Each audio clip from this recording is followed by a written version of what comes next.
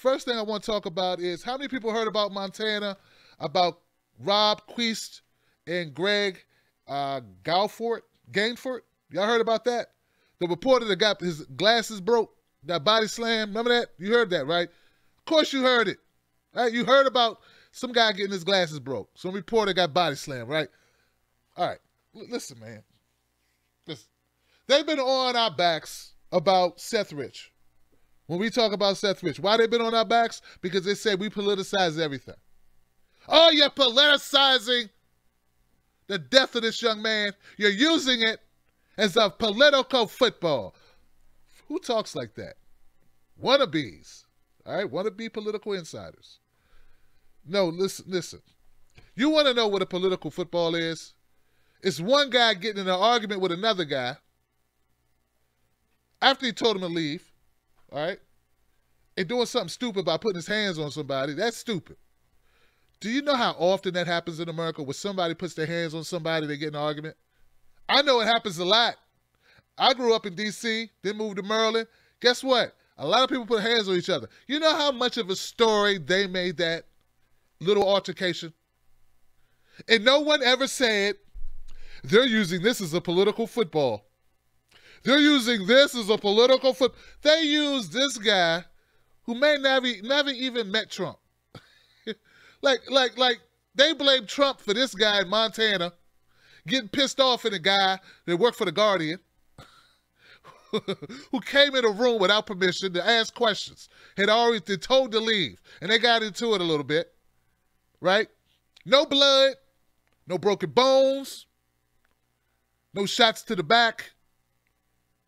And I'm not condoning what Gainfort did at all. What I'm just trying to show people is how hypocrisy of our media. They ran that shit story for 48 hours about a guy getting his feelings hurt. See, they don't really care about us getting real news. And they got nerve to call us fake news. If there's anything that's called a fake news, if there's such a thing, wouldn't a story about a guy look, he broke a guy's glasses. And he still won because you know what?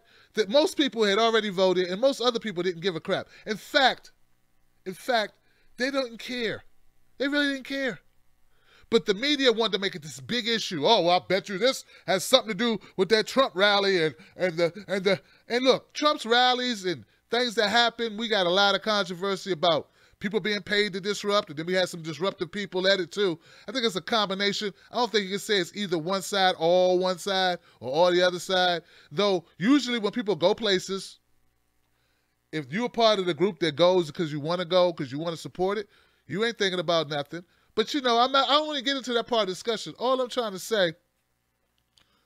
saying is the way the media tried to manipulate this instance to make it big. And the only reason why they did it is because the Democrats wanted to win Montana. Do you hear what I'm saying? This is the power of mainstream media. Do you get it? Did this leave any questions to anyone? What side, how the media rolls?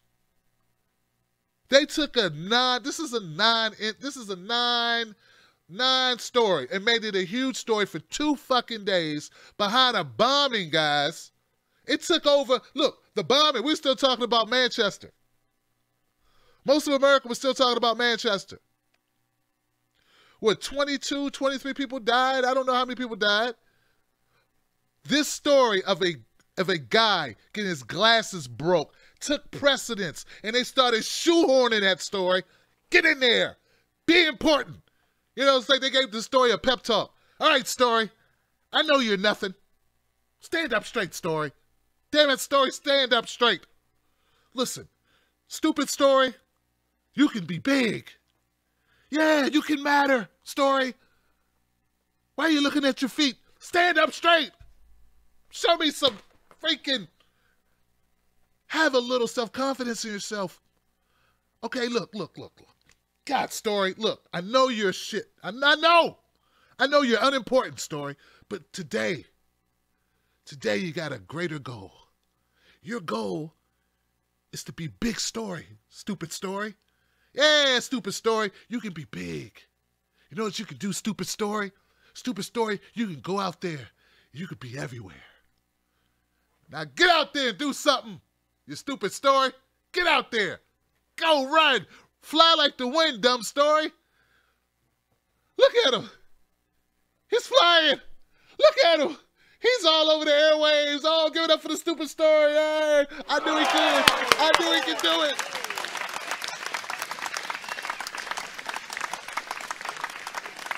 Somewhere in the stands, you got Rob Schneider over there going, you can win.